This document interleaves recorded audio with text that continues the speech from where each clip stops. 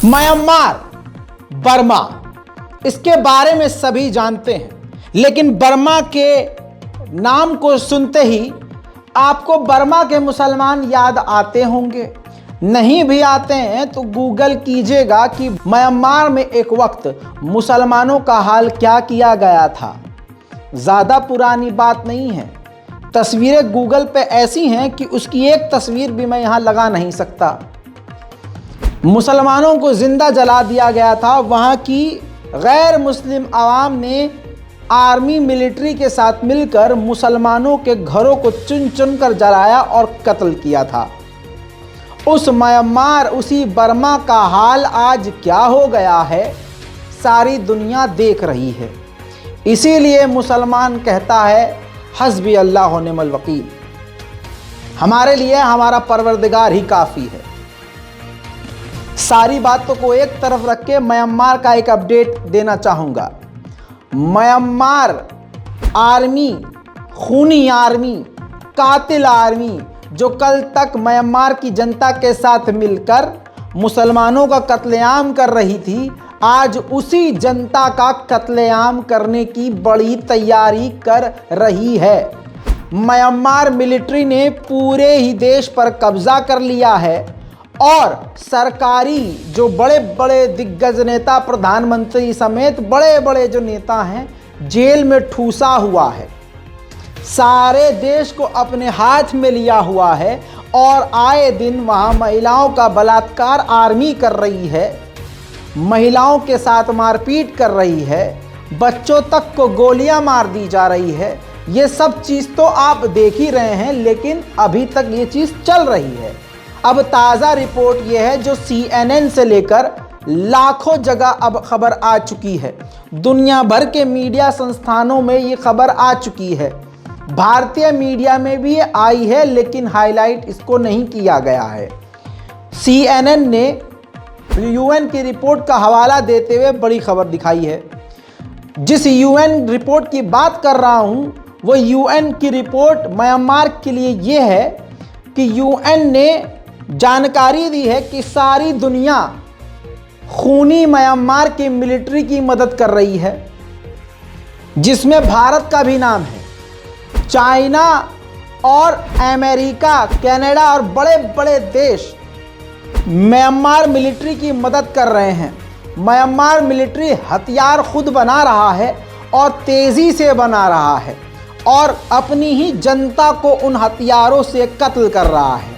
आने वाले समय में म्यांमार अपनी जनता का कत्लेआम करने वाला है। म्यांमार की आर्मी अपनी जनता को मौत की घाट उतारने वाली है। ऐसे में ये BBC की रिपोर्ट है, देख लीजिए। BBC की रिपोर्ट कह रही है कि जो पूरी दुनिया की बड़ी बड़ी कंपनियां हैं, वो पूरी तरह से म्यांमार मिलिट्री की मदद कर रही हैं हथियार बनाने में। अगली ये रिपोर्ट देखिए दैनिक भास्कर की। दैनिक भास्कर ने भी क्लियर लिख दिया है कि म्यांमार अपनी जनता को मारने की तैयारी में। हथियार के लिए चीन कच्चा माल और भारत दे रहा डेटोनेटर। UN का दावा है, UN की रिपोर्ट है। दूध का दूध और पानी का पानी हो गया है। दोस्तों, कुछ बातें आपको बता दूं। चीन और सिंगापुर से म्यांमार की सेना ज़्यादातर कच्चा माल खरीदती है। इनमें कॉपर और आयरन शामिल है। रूस और भारत की कंपनियों से म्यांमार को फ्यूज़ और इलेक्ट्रॉनिक डेटोनेटर मिलते हैं। वहीं हथियारों में इस्तेमाल होने वाले मेन जो मशीनरी है वो जर्मनी, जापान, यूक्रेन और अमेरिका से हासिल होते हैं। रिपोर्ट में दावा किया गया है कि सिंगापुर म्यांमार के हथियारों के लिए ट्रांजिट हब के तौर पर, यानी बिचौलिए के तौर पर सिंगापुर इस्तेमाल होता है। और ये सब कुछ किया जा रहा है म्यांमार आर्मी के द्वारा, और म्यांमार इन सभी देशों का इस्तेमाल अपने फ़ायदे के लिए कर रही है और हथियार खुद बना रही है। और उन हथियारों का इस्तेमाल आपको बता चुका हूं किन पर होगा। उधर अब मैं पाकिस्तान ले चलूं आपको। मुझे मालूम है आप जाना नहीं चाहेंगे जैसे हालात हैं, लेकिन फिर भी आपको लेके जाऊंगा। पाकिस्तान का सर शर्म से झुका दिया एक बार फिर से शहबाज शरीफ की सरकार ने। पाकिस्तान जिसको अपना दुश्मन मानता है भारत, उसी के आगे शहबाज शरीफ ने अपनी सारी कलई खोल दी। कुछ ही वक्त हुए हैं उनको प्रधानमंत्री बने, जब से बने हैं हग ही रहे हैं। एक बार फिर से उन्होंने अंतर्राष्ट्रीय लेवल पर हक दिया, अंतर्राष्ट्रीय लेवल पर उनकी घंघोर बेइज्जती हुई और यहाँ मोदी जी की तारीफ हो गई। ऐसा नहीं है कि मोदी जी की तारीफ यहाँ भारत में हुई, भारतीय गोदी मीडिया जितनी तारीफ करता है वैसे ही पाकिस्तान के मीडिया ने जमकर मोदी की तारीफ करी। मामला कुछ यूं है कि शहबाज शरीफ का कल बयान आया कि भारत से 3 जंग लड़ चुका है पाकिस्तान और हमें बेरोजगारी, भुखमरी और गरीबी मिली, हमें सबक मिल गया।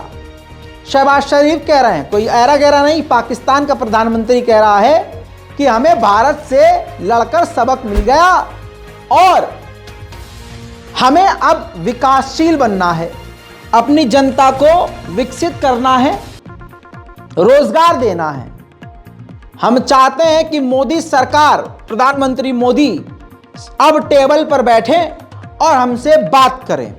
जो भी हुआ है उनको एक तरफ किया जाए और अपने मामलों को हल किया जाए। भारत हमारा एक ऐसा पड़ोसी है जो न चाहते हुए भी हमारा पड़ोसी है। तो अल्लाह ना करे, ये उनकी जुबान है कि अल्लाह ना करे हम दोनों के पास, भारत और पाकिस्तान के पास परमाणु है और खुदा ना खास्ता हमें कभी जंग देखनी पड़े। इन तरह के नरमी वाले जुमलों का इस्तेमाल शहबाज शरीफ ने किया और पाकिस्तान के प्रधानमंत्री ने इस प्रकार भारत के प्रधानमंत्री मोदी और भारत के आगे सर झुका दिया। धारा 370 हटने के बाद कश्मीर से भारत और पाकिस्तान के रिश्ते बिल्कुल ऐसे थे, लेकिन शहबाज शरीफ के जुमले ने, जो इस वक्त पाकिस्तान में सबसे बुरी सरकार है और पाकिस्तान के हालात सबसे बुरे हैं, ऐसे में शहबाज शरीफ ने जिस तरह का बयान भारत के लिए दिया, पाकिस्तान की आवाम ने ठीक उसको वैसे ही देखा जैसे शहबाज शरीफ ने भारत के आगे घुटने टेक दिए हों। इस बयान के बाद कुछ कहानी यूं हुई कि इमरान खान की पार्टी और इमरान खान समेत दिग्गज नेताओं ने शहबाज शरीफ को आड़े हाथ ले लिया, कह दिया कि कश्मीर को बेचने की तैयारी में है शहबाज शरीफ। जो काम कभी पाकिस्तान ने नहीं किया, इमरान खान ने नहीं किया, हमारी पार्टी ने नहीं किया, वो शहबाज शरीफ ने कर दिया। इतनी घंघोर आलोचना हुई कि आपको यहाँ पर रोक के वो अंश दिखाना चाहूँगा कि पाकिस्तान के सोशल मीडिया पर प्रधानमंत्री मोदी की एक पुरानी वीडियो शेयर की जाने लगी और शहबाज शरीफ को लताड़ लगाने लगे। हमने पाकिस्तान की सारी हेकड़ी निकाल दी, उसे कटोरा लेकर दुनिया भर में घूमने के लिए मैंने मजबूर कर दिया। ठीक किया कि नहीं? इसके बाद पाकिस्तान की आवाम, जो खुद शहबाज शरीफ के कहीं ना कहीं जो फैन भी थे, वो भी भड़क गए कि ये शहबाज शरीफ ने क्या क्या बोल दिया। इसके बाद दोस्तों आलोचना इतनी हुई कि शहबाज शरीफ की पाकिस्तान की सरकार को ऑफिशियली बयान जारी करना पड़ा कि उनका ऐसा कोई मतलब नहीं था। मतलब उन्होंने कह दिया कि शहबाज शरीफ फ्लो में बहुत कुछ बोल गए होंगे, लेकिन पाकिस्तान झुका नहीं और पाकिस्तान के जो बेसिक जो मांग है उससे वो पलटा नहीं है। धारा 370 पर लेकर काफ़ी ज़्यादा जो टकराव बना हुआ था वो बना रहेगा।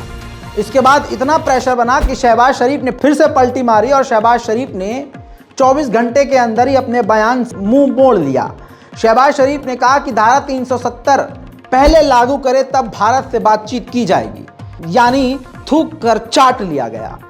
फिर दोस्तों क्या हुआ, फिर शहबाज शरीफ ने यूएई से मदद मांगी। यूएई को कहा कि भारत आपका मित्र है, दोस्त है, लिहाजा आप भारत से बातचीत करके मीडिएशन करवाइए।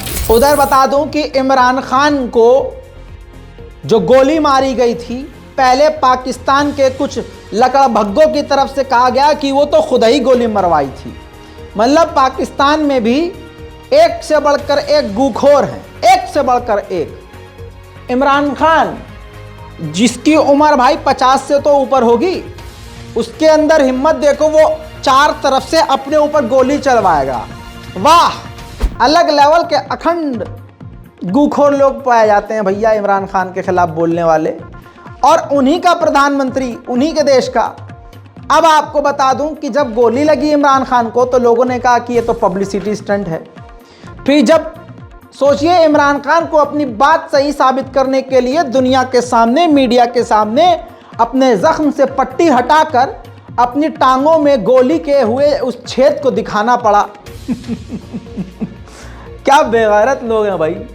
उसके बाद सुनिए क्या हुआ। इमरान खान के इस असैसिनेशन पर जब जांच हुई तो अब 3 लोग और गिरफ्तार हुए। आप समझिए एक वक्त में 4 जगह से गोली चली थी, लेकिन बच गए जैसे तैसे इमरान खान। अब खबर यह है कि 3 लोगों को और गिरफ्तार किया है। उसके बाद बड़ा बड़ा कांड पाकिस्तान में हुआ। पाकिस्तान के पत्रकारों को डराया गया।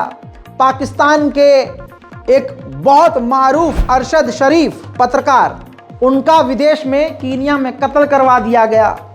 इन सबके बीच जो कनेक्शन निकल रहा है, पाकिस्तान के पूर्व आर्मी चीफ का कनेक्शन दिग्गज नेताओं समेत जो विपक्षी पार्टी हैं उनका कनेक्शन है।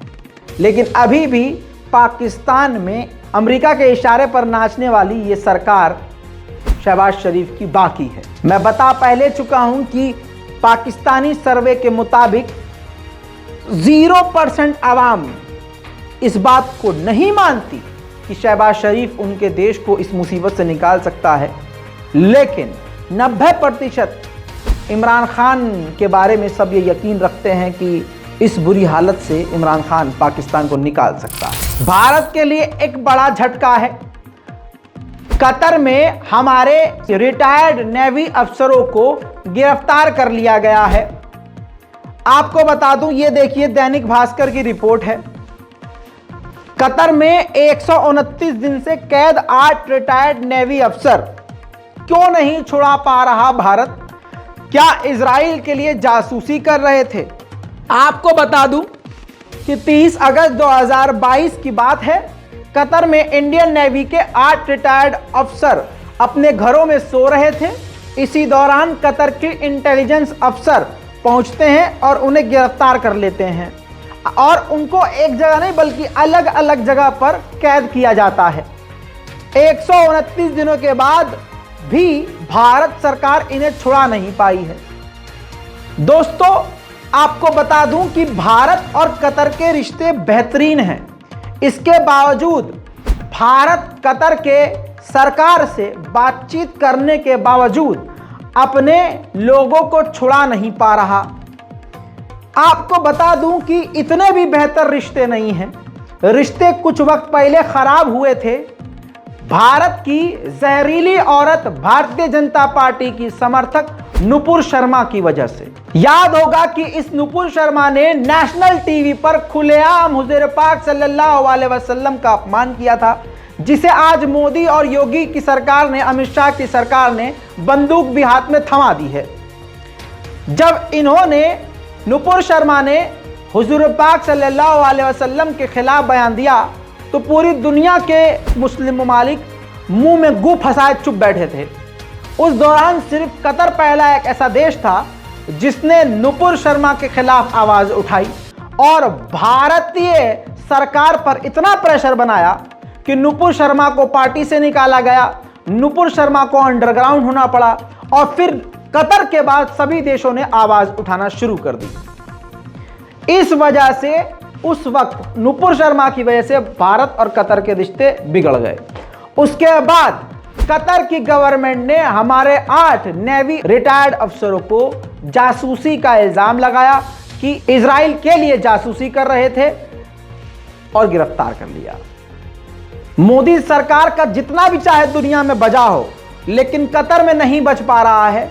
अपने 8 रिटायर्ड अफसरों को, नेवी अफसरों को मोदी जी छुड़ाने में नाकामयाब रहे हैं। खबरें बहुत हैं, आगे और भी रिपोर्ट आएंगी आज ही के दिन। इंतजार कीजिए। इस रिपोर्ट को देखने के बाद चैनल को रिफ्रेश करते रहिए। जरूर आऊंगा और भी बड़ी जानकारियों के साथ। जय हिंद।